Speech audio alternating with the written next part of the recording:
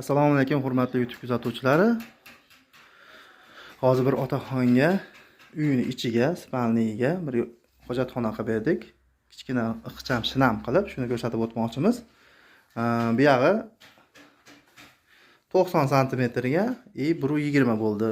Mana shunday uyni ichiga ko'rib turganlardek kichkinagina qilib 90 yoshdan o'tgan otaxonga sharoit qilib shunday hojatxona qilib berdik. Ko'rib turganlardek eshiklarimiz 70 ga 190 va bitta kulchatir qo'ydik. Ichkarimiz svetini yoqish uchun mana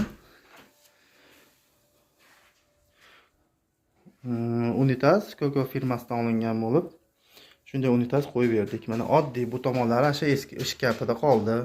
Bu tomoni ham hech qanday qilinmadi. Kam chiqim, hamyonbop qilib, oddiy sharoitni qilib shunday qilib berdik. Yorug'lik uchun mana bitta lampa qo'ydik. Pataloylar ham o'z holatida qolgan. Unitazimizni ko'rib turganlardek vakuumli unitazlar o'zi taraqqatib yopilib ketmaydi.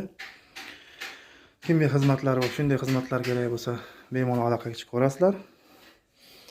Xudo xolasa aloqadamiz.